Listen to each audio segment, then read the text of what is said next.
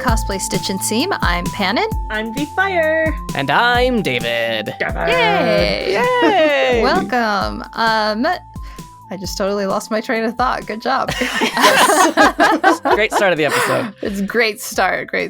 As always, if you listeners at home would like to reach out to us, there are a few ways you can do that. The first is via email, which is cosplaystitchandseam@gmail.com, or you can go to the website, cosplaystitchandseam.com, and fill out the Googly Google form there, or go to the Facebook page and send us your message there. And while you're there, join our fantastic community in our Work in Progress Wednesdays. If you're not a fan of Facebook, we totally get that. We also have a Discord server that we love just as much as our Facebook family. It's so great to see you all there. If you want to support the show, there are many different ways to do it. You can share the podcast with a friend. You can leave us a review on Apple Podcasts, on Audible, on Podchaser, or wherever they let you.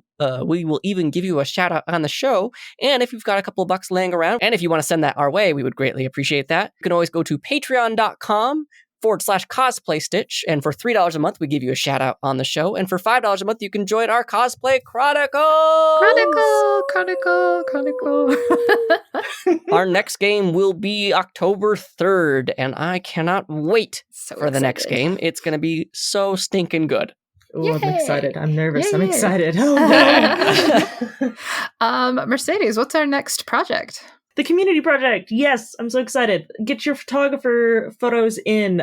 Show off your favorite photographers and your favorite photo of you in cosplay. We want to be able to showcase our awesome photographers, show our love for them, and give them a video on the YouTubes. So if you send those my way, make sure you give cosplayer and photographer credit, and if you have any of those awesome behind the scenes of photographers doing photographer yoga, I'd love to have those too. Yeah, by the end of the month. Yeah, time's running out, so make sure you get those in. TikTok. That's something else entirely. And as always, if you want to check out foxbeautycosmetics.com, that's FOXX beautycosmetics.com, you can use the promo code Stitch and Seam to receive 10% off your purchase of all vegan, not tested on animal products. Yay! Mercedes, do you want to introduce our episode? Oh my gosh, yes. I'm really excited for this one. So, this episode today, we've got two really awesome guests that are going to help us talk about mental health in cosplay and just, I don't know. This is amazing. I really love this kind of stuff. We've touched on it before, but not to the extent that we have with our awesome guests. Guests, introduce yourselves. Let's start with Lorraine. Hey, guys. Thank you so much for having me on. I really, really appreciate it. My name is Lorraine Garrison. I am a school psychologist. What does that mean? I specialize in helping kids learn about themselves in special education, anywhere from pre-K to high school and sometimes up to 21. I have had 8+ years in education. I also, this is not a requirement for school psychologists, but I also have a master's in public policy. So I'm interested in the big picture. I'm interested how we as a community can help each other make the world a better place. And I discovered school psychology, and it's been an amazing journey. So I've been able to speak at San Diego Comic-Con, at the cosplay convention that was once happened called the Cos Lyceum, the Gender Spectrum Symposium this past summer. I've spoken at California Association of School Psychologists, and I'm going to give a plug to my little books here. We have a little character named Brain Boy and Bob. It's a book about a little boy who has ADHD, and his brain actually leaves his body and goes on his little ADHD adventures. And so you can find us on Amazon. Our latest book is called First Day of School Jitters, or you can go to www.littlebrainstorm.com. Awesome. Thanks so much, so Lorraine. Cute. All right. And our second guest, Victoria. Introduce yourself. Tell us about you. Hello. My name is Victoria Rose. I'm very anxious, as you can probably tell. You're doing great. Yeah, you're doing great. Thank you. I cosplay, not full-time as I would like to, but part-time. It's so far been one of my favorite things that I found out. So, Victoria, you've done cosplay before. What got you into cosplaying? Well, when I was really little, I loved Halloween, as I'm quite sure most people out there can identify with. And so as I grew up, I just basically began to enjoy the theatrics more. I don't know how to explain it. What are some obstacles that people might not realize about mental illness or hidden disabilities that you'd like to bring to light? Something that I always found to be a bit comical is that there are some days when I'm just, all right, it's almost as though I don't have any saying, but then there are some days when I'm just, oh my God. Oh, yeah, definitely. That's a mood. So some people just don't notice when some people have disabilities because sometimes they have good days, and then sometimes there are other days where it's very obvious. So can you share like some of your experiences that you've had in the cosplay and convention community and how you've come to overcome like difficult problems or moments where you've had really good experiences with these things? Well, I tend to become very overwhelmed very easily. And so a couple of times when I was at conventions, I suffered really nasty panic attacks, which honestly, not fun at all. Yeah. Yeah, however, I was lucky enough that I was actually able to find people who were there to get me out of the situation. That's actually really, really clever. To like have the right people around to help you.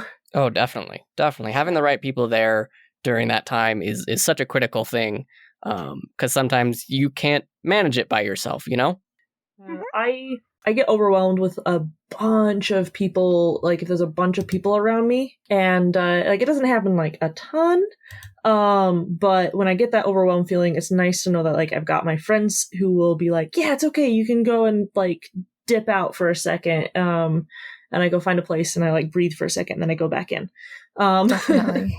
I like that Yeah. a lot of cons more and more are having like quiet rooms where if you do need to get away and get some time to yourself or get some time to like recenter, you can do that without having to be in like the hustle and bustle and packed hallways.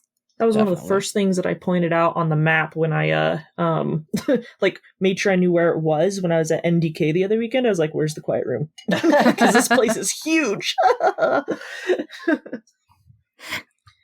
Good. So, Lorraine, what are some misconceptions about like getting professional help that kind of run amok in the community? I know that like for myself, before I started like getting professional help for some of my own depression and fun things like that, it was just very much like I was okay with other people being able to go out and do that, like they definitely should, but me, why should I should do better than that? And it's such a weird thing that some people fall into, but like I don't know if that's like everybody or if it was just like me just being my weird self. But what are some common misconceptions about getting help? Yeah, as a school psychologist, I see this often within families and within students themselves. And so what it really starts with is the misconception of what is mental health and what is what does that mean? So most people look at it, right? There's that stereotype, the myth, if you're mental and you you're so mental. Did you guys ever grow up with that people would call people, you're mental. Oh, so yeah. that Definitely. means, yeah, right. That you're psychotic or, like all these derogatory words, the R word, for example, that's used over and over again. And so we have a big issue, which is that people have the myth that having anxiety, having depression is shameful and taking medication is shameful. So I am part of a community. I'm part of several different communities, but my favorite is called the Geek Therapist Community. And so we are a bunch of therapists who are geeks. And we support cosplay, we support anime, we support gaming.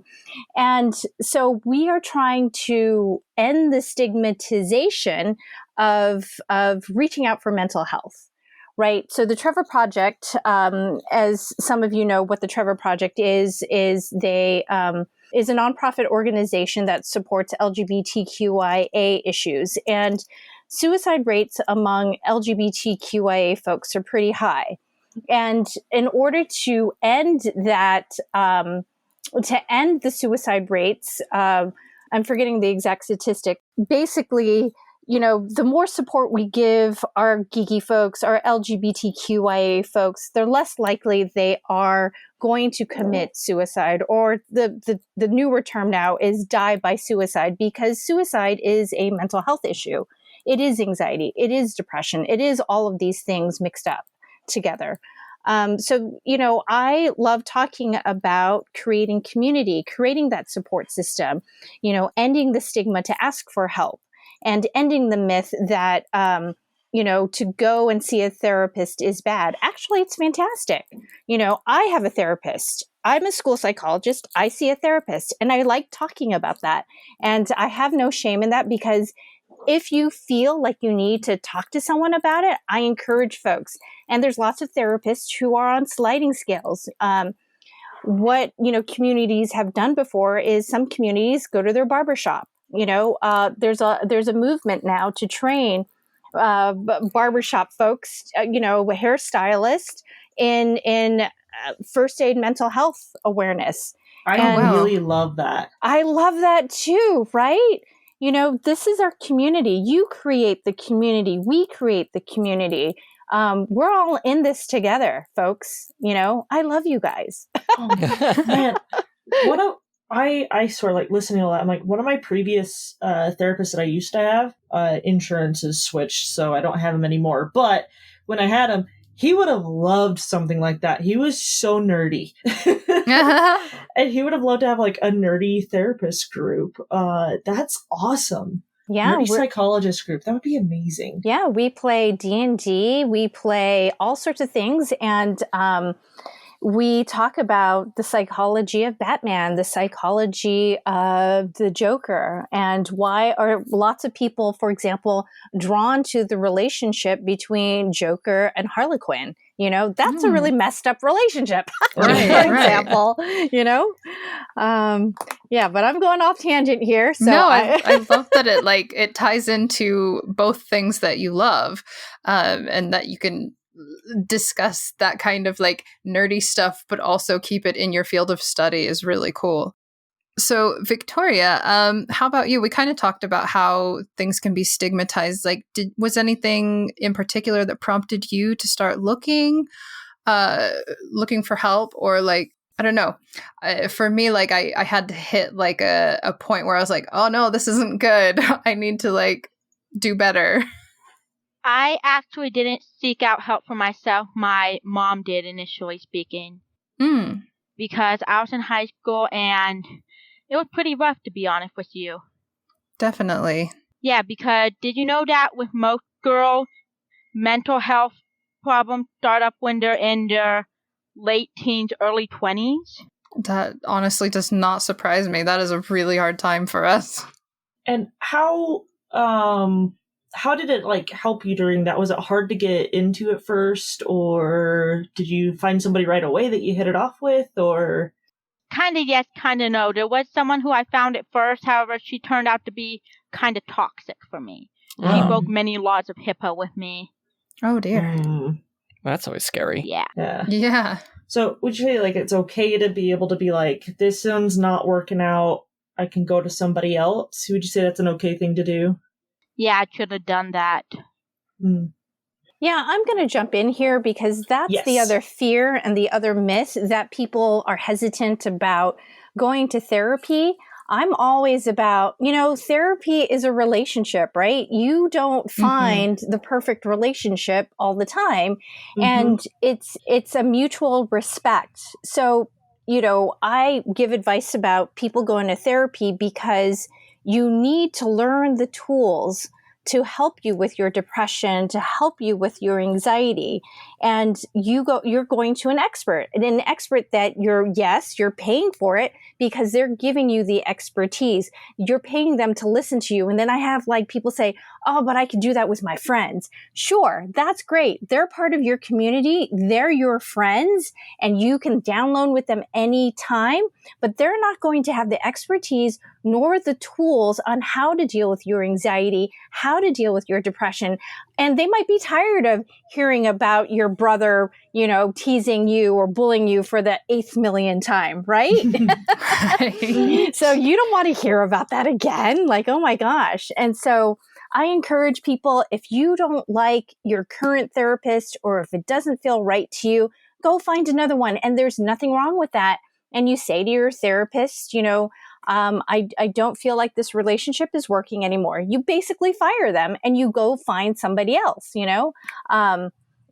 able to say that that's like okay to do is such a big thing. Cause like, I've got somebody close to me who has had a therapist before and just had a terrible experience. He's like, why should I go back again? And I'm like, no, you should just find somebody else, cause he does a lot of like streaming and likes to be, he's a homebody, and doesn't like to go out very much. And the therapist that he had was like, oh, you shouldn't stream. You need to get outside and da da da da da. And he's like, that's not jiving with me because you're telling me the thing that I love, I shouldn't do it.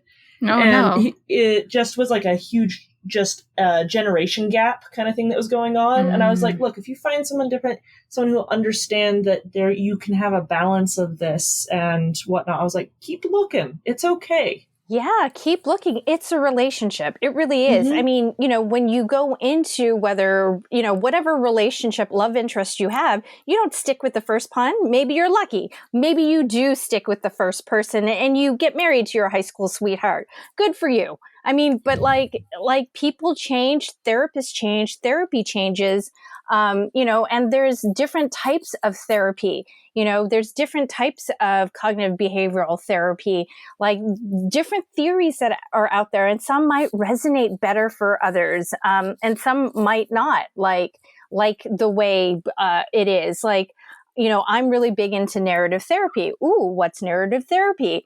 Narrative therapy is a person telling their own story, and it fits really well with cosplay, with comic book characters, and all of that. Narrative therapy talks about like the person has a story that they want to tell. The other thing I really like, I mix up my therapies, right? So I love Jung, I love Carl Jung, and I love the hero's journey. I feel like everyone's a hero and looking for their goal or looking for their enlightenment, whatever resonates with them. I also like value therapy, which is, what are your values? And we talk about that. Like, we talk about like, what do you hold true to you? And then there's family systems. I I can keep going on and on about the different theories, right? I love all this. You have a captive audience. Oh, good. I have you where I want you. So, Lorraine, to kind of like bring it back into like nerdiness and cosplay community and things like that, gosh, what do you feel like, since you've done like panels for Comic-Cons and things like that, what do you feel like are common troubles that you've run into, things that people tend to bring up? I'm going to flip the perspective here, and I'm going to talk about the positive, and then we can find the negative within the positive. Okay, how's that? Yeah, definitely. Let's do that. Let's flip the script a little bit. Let's flip your question here. I'm down for it. All right. So there is another misconception about cosplay, right? Cosplay are what? Like, geeky people who are sweaty and have no social skills and don't take showers. I mean, whatever, right? Sure. I'm right here. Sorry. All the love.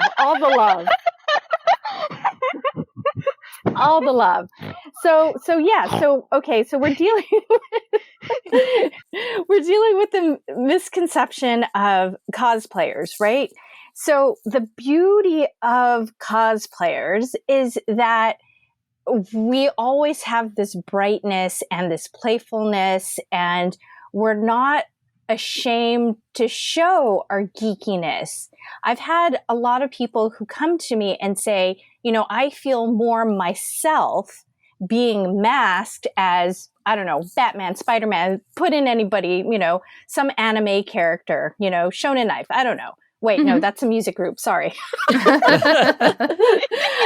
cosplay it. It's fine. Yeah, we'll cosplay Shonen Knife too. So they talk about how the masking allowed them to unmask. That's what's interesting to me, right? They felt more like whomever they love, Superman, I don't know, Diva in Overwatch. It doesn't matter.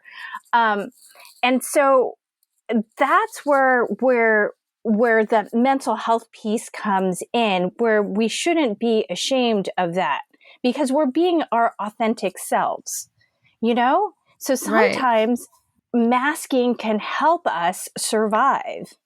Nice. Let's sit on that for a second, yeah, right? I'm like, oh, Well, I get that. I know we've addressed this in earlier episodes, but cosplay is such a good playground, empty canvas, etc. for exploring your gender identity too. Absolutely. And I've heard so many different stories from our listeners and even amongst ourselves in how cosplay, crossplay, doing whatever characters make you feel at home is a really good way to explore who you are as a person. Yes, absolutely. Being your authentic self. And that is how therapists, therapies, school psychologists, we talk often about with folks is that what is true to you? How do you feel? Your feelings, your self-being, those are true and they're valid. So I think a lot of it is that we don't find society, Americans, I don't know how you want to group us, but society in general, we mask a lot and we tend to try and fit in, and in ways that I don't know, that might not be true to how we are and how we feel inside, but we might resonate with a character better, and we could be more authentic through them, and that's in a way helps us or makes us shine through more. I don't know if I'm making any sense. I hope I'm making sense. Yeah, Totally. This is definitely making great sense. I'm yes. I'm curious too, Victoria, is there any cosplays or ways that you've been able to explore, or how has cosplay had a positive impact for you? Cosplay for me is much like a distraction. It takes me away from whatever it is I'm going through at the moment, and it takes me to a safe place, a place where I can just, I don't know, a place where I can just distract myself. Nice.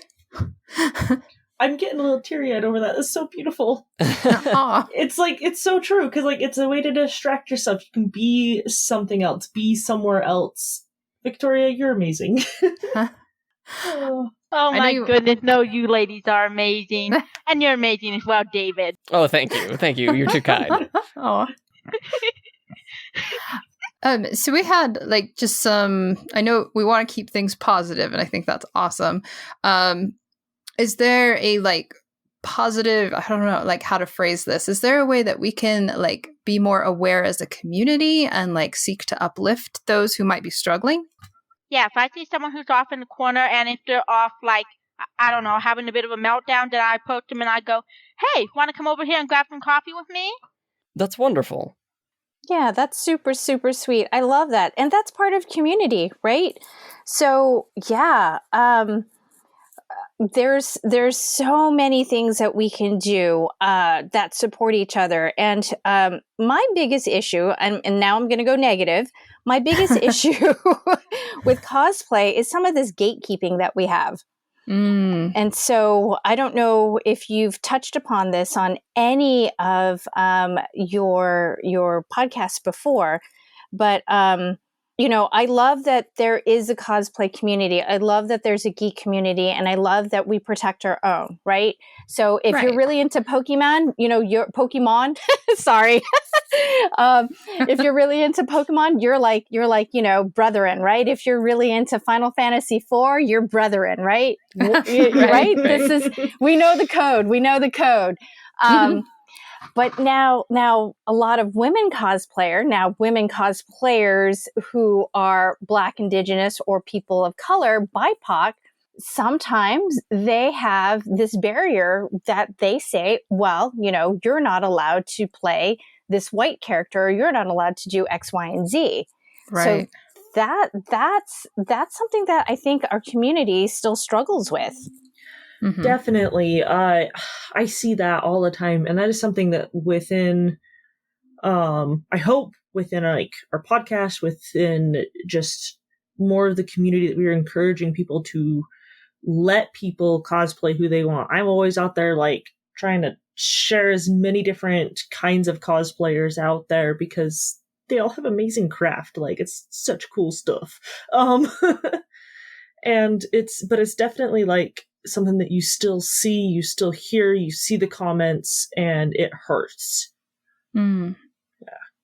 Yeah. I think, There needs to be especially less of because that you've in this talked, world.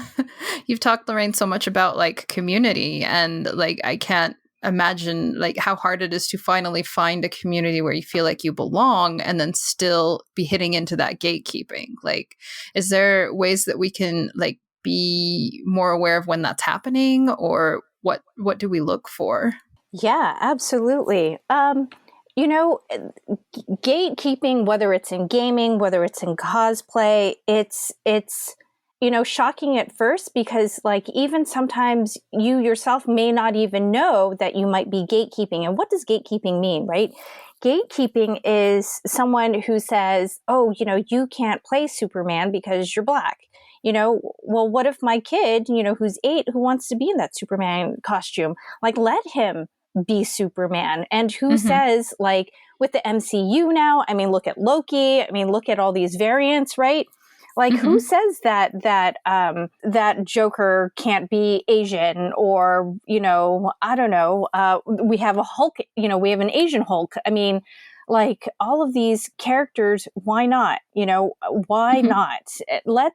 We need to see more representation. We need to see the different folks out there that represents us as a whole, the community as a whole.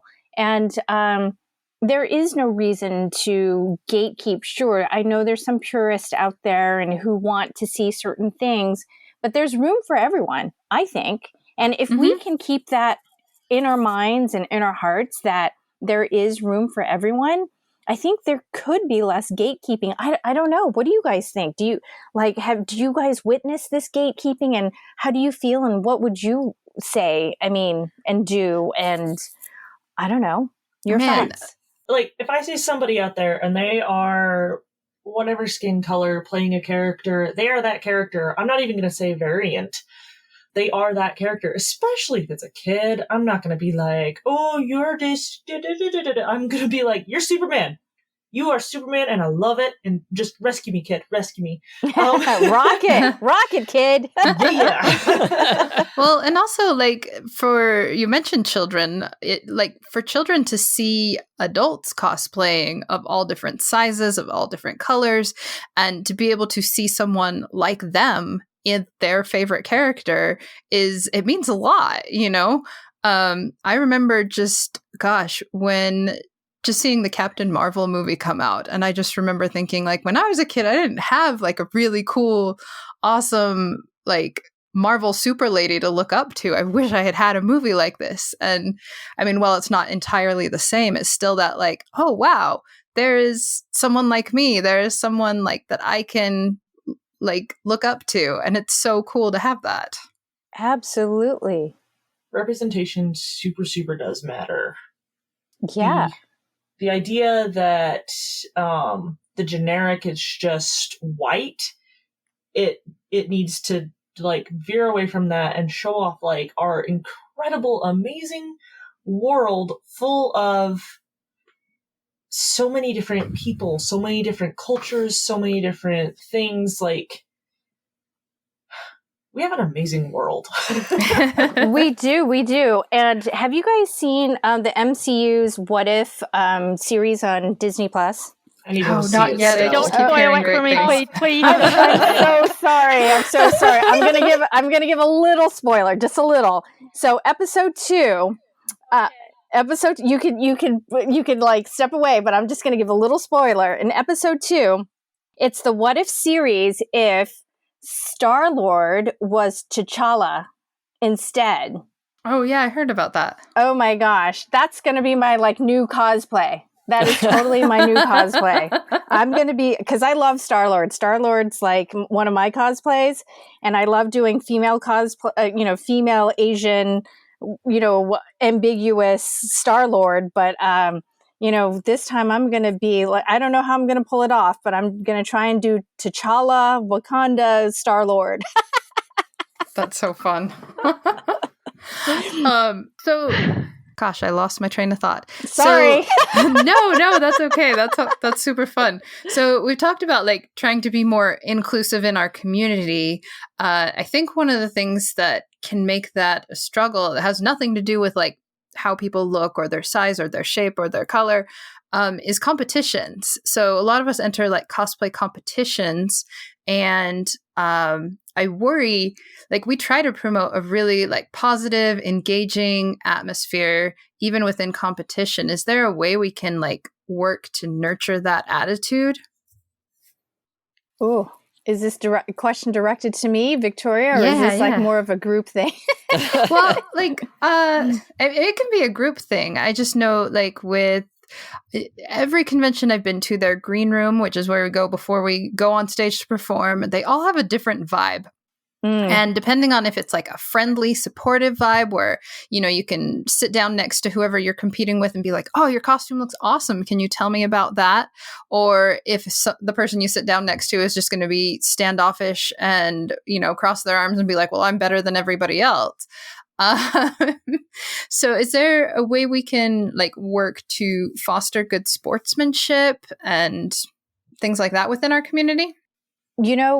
I just find that having a community that's accepting and like, like how we started off this podcast, hey, it's nerve-wracking sometimes to talk about things, right? It's nerve-wracking to perform. But you know what? Giving each other grace and say, hey, you may not have had the best X, Y, and Z, but like, this is awesome. This is awesome. All these other things that could like, show like the awesomeness of we are as a community. I know that at San Diego Comic-Con, one of the things I really like to do at the end, everyone's tired, they've seen all the panels, they've lined up to get their, special item, Funko Pop or whatever. I love the little ukulele shows, coming together. Have you guys gone to San Diego Comic-Con? I want to. I haven't been able to make it. Oh my gosh, you guys need to come. Even if you're just coming and to walk around, you don't even have to go into the convention. Even to walk around, it's just absolutely amazing to see all the sights and sound. Hopefully, when this whole pandemic is in control. I mean, like, it's just amazing even to be outside of the convention. And one of the things I think people can go to is the ukulele play. And yeah, it's so cute. You can bring your ukulele and you can play. It's very sweet. And man, I have a particular friend that needs to go to that because she plays the ukulele. Yeah, heck yeah. And then there's the sing along too. Do you guys know about that one?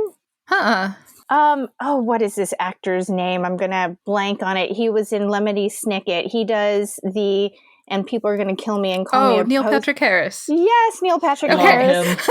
I love him too. And he does a sing-along at the end of every convention.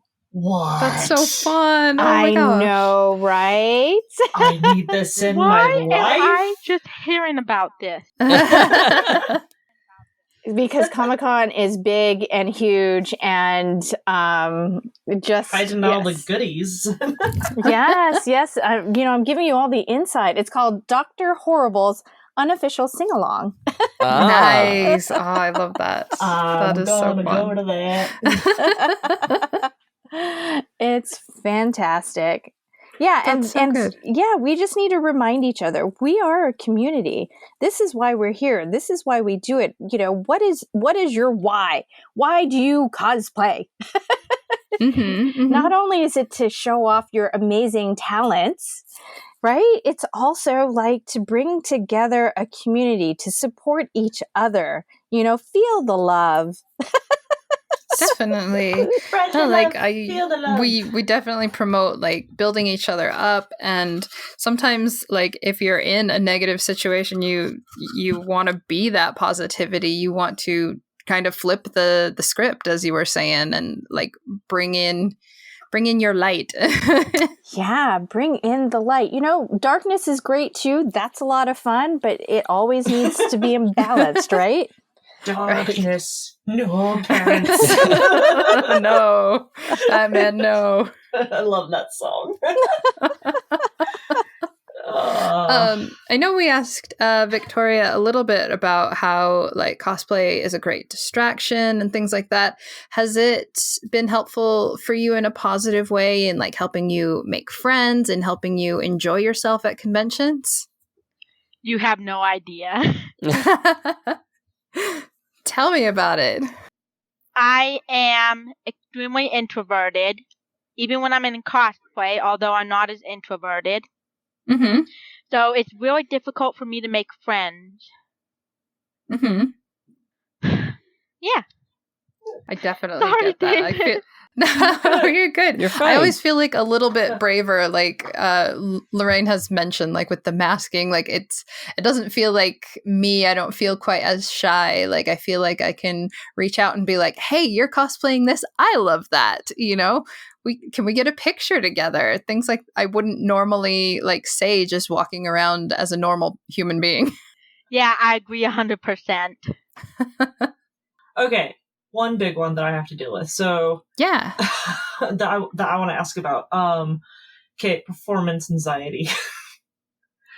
How, like, especially for those that like get crippled by that kind of stuff, but they really want to get up on the stage, like, what kind of advice can we give, like, any of us? So Lorraine, Victoria, Pannon, David, me, maybe, I don't know.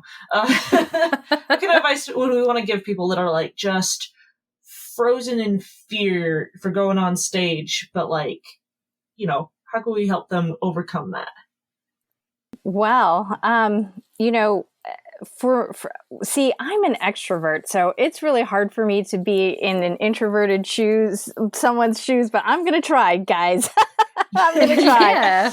So my husband is a theater teacher, and so what he likes to tell his students, is that, you know, if you're prepared, then you have nothing to worry about because you've done everything that you could to be prepared to show the world what you have. You're there to perform, to give your best and give your all. And you know what? If something messes up, it's okay. You can move through that. You can move through that. You could do the next thing. You could do. I like that. Or you could do a distraction or whatever. But like, who knows, right? It might be part of the show. It might be great for the show. Like they won't even know that it's a mistake. They won't even know. You trip, you know, but that's okay. You could like get up and make a joke about it and say, you know, I did it on purpose, or that's part of the show, or, you know, depending on your costume, or, you know, whatever, depending on your cosplay. Like, Although if something like crazy, like, you know, your bird falls off the stage, that happened to me. Our bird cosplayer fell off the stage completely. Then it's like, the performance doesn't matter anymore. Your friend matters. Right. Okay. Priorities. Yes. But did people think that was part of the show, part of the cosplay? Oh no, they knew it definitely wasn't. Because we're like, cut the audio, we gotta go help her. Oh no. Oh no. But we have had moments where, like, you know, in the middle of a skit, my sister's pauldron popped off of her costume and just like rolled across the stage, and I just picked it up like it was part of it and took it and put it on my head. Yeah. See, improv. I love it. No, I think Improv. you made a really good point, Lorraine, because that, like, as an introvert, that was something I was going to suggest is being prepared.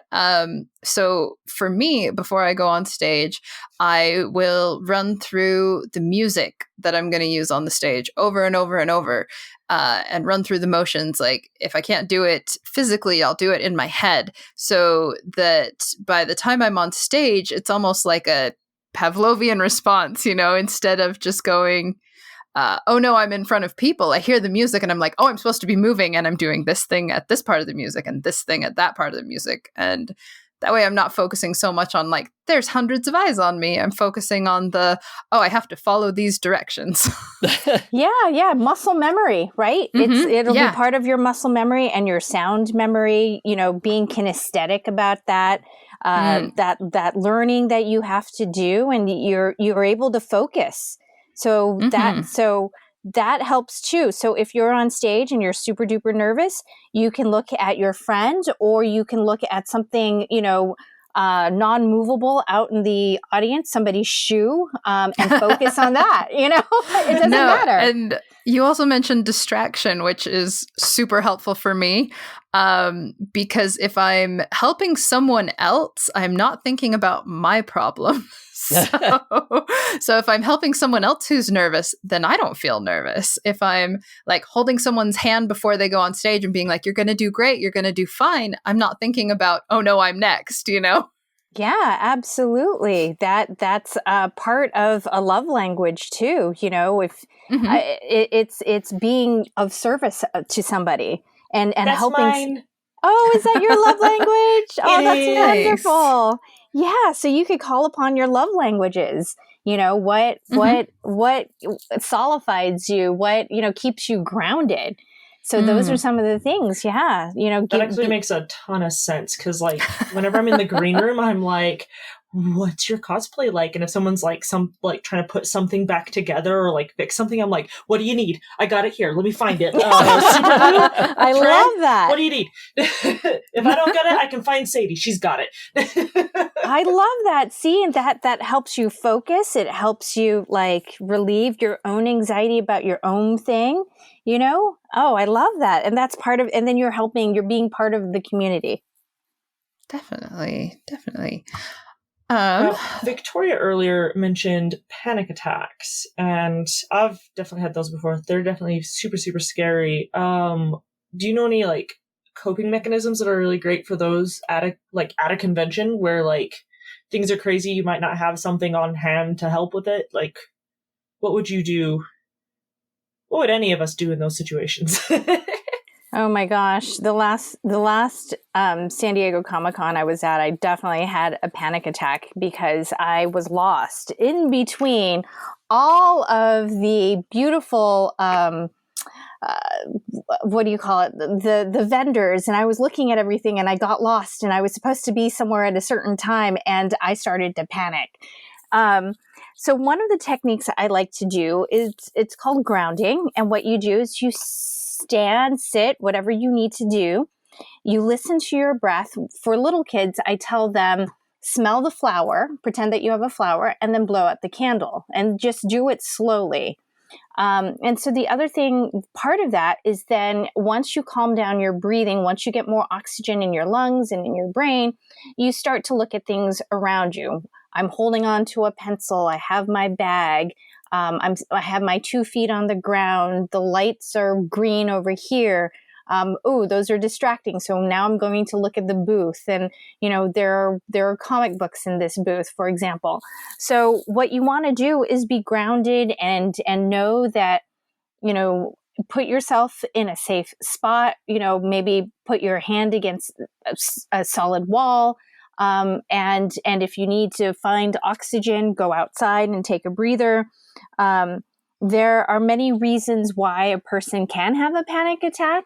And so if you find out, or if you know your triggers before these panic attacks happen, you could slow your body down, slow your mind down, and prevent some of these anxieties, some of these panic attacks that you may have. Maybe you said something stupid and you're like, oh my God. I I just told that person I loved his Deadpool, and he wasn't even Deadpool. He was, I don't know, Superman. Oh, man. You know, that kind of thing. I mean, like, I get it. You know, that happens, and you just have to realize, hey, you're excited. You're at a convention. You know, it's great that you complimented that person, and I bet he doesn't even care that you called him Deadpool, you know? Yeah. No, one of the things my friends and I will do, just because being with friends groups just always feels safer to me in conventions, and then I know I have people looking out for me, and it just makes it feel a lot better. But we will have like little, not like buzzwords, but like code words. So it's something like easy or a signal. So we know like this person needs a break, or this person can't talk right now. This person needs to, you know, get to a bathroom, needs to get somewhere quiet. And so just like having that prepared in advance, like you mentioned, knowing your triggers. And I think that's really important, but also like knowing ways to inform your friends that you're not okay. Is really good too. Yeah. And once again, that's back to community, right? Having the folks, you know, that support you. Oh my gosh. I have to include, and this might sound silly, but I'm the mom of my group, and I carry a first aid kit and I carry snacks. Yes, I am the mom too. Yes. Snacks. I got you. Someone not feeling well, I'm like, do you have snack? When was the last time you ate? Have you had water? Right. That's Sadie. That's Sadie for me at conventions. Like even like when we were at just one small day at a convention, she's like, Mercedes, are you drinking water? Drink this water right now. If you drink this water, I will feel better about you. And you walking around all day, and I'm like, I'll drink the water. Sadie is wonderful. Yeah. I want to go to conventions with you guys now. Let's go. Let's do it. Good. Self-care cons. Yes. Ooh, I love that. Honestly, like the time has flown by. Oh, yes. We appreciate you guys so much for being on the show. Is there any like advice that either of you want to offer up, like just for getting involved in cosplay, seeking professional help, seeking treatment, or just any parting words that you want to give? Just go for it. You never know unless you don't try, right? Love it. Definitely. Absolutely. And my plug is mental health is healthcare. Mental health is social justice. And we are a community. We're a beautiful community. And we are making strides to be inclusive. And it's a beautiful, beautiful way to be authentic and be yourselves. And I just want to spread love and joy. And I love seeing everyone's cosplay. Drop me, a line. I'm at littlebrainstorm.com. And, tell me about your cosplay experiences, or, the positive and the negative. Send me pictures of your costume. Maybe I'll, finally start my blog and post your cosplay costume. I'd love to see them.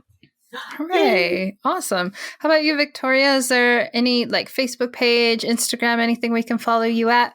I am on Facebook and Instagram at Victoria Road Tassie. That's ViktoriaRozeTassi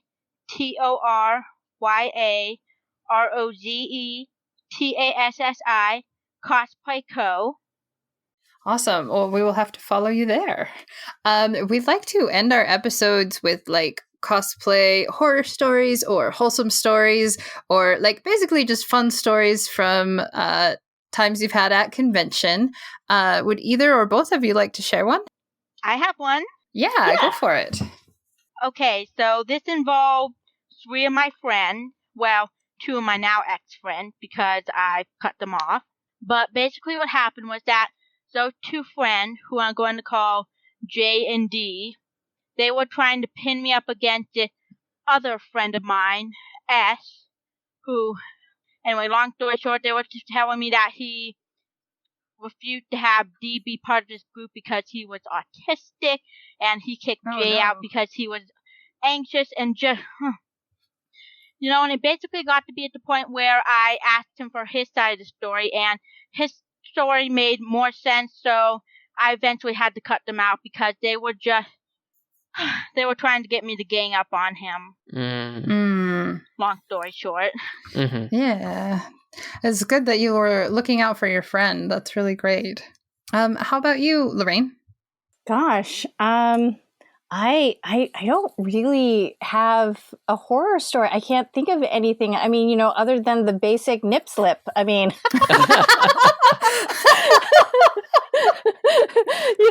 but everyone has that story though, right? I don't.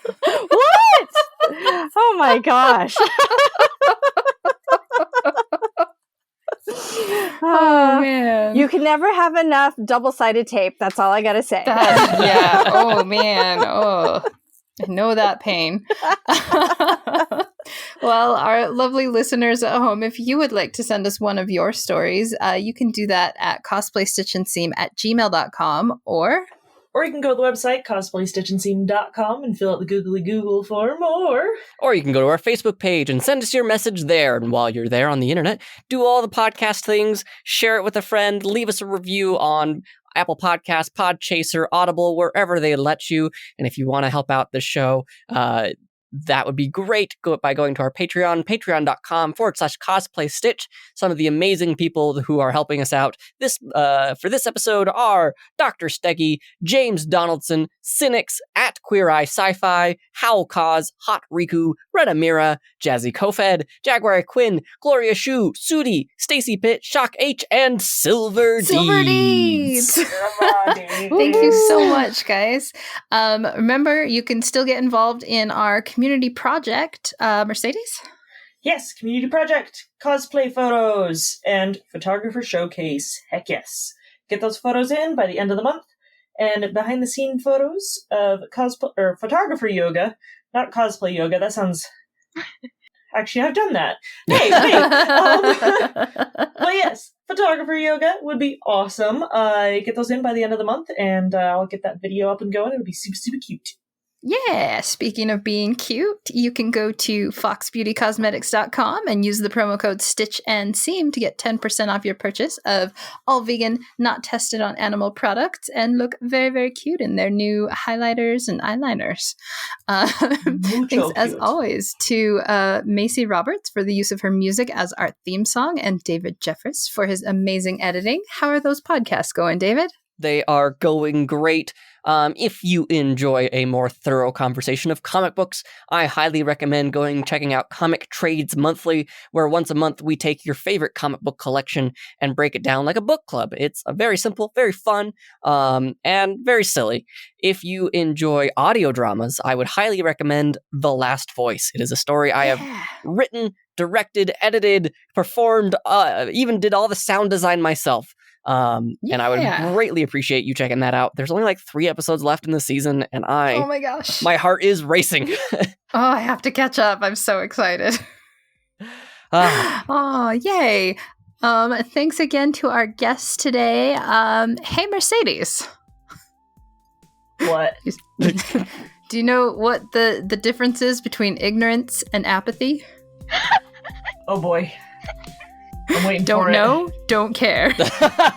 Oh! All right, guys. Thanks again. We will see you guys later. Bye, everybody. Thanks, guys. Bye. Bye.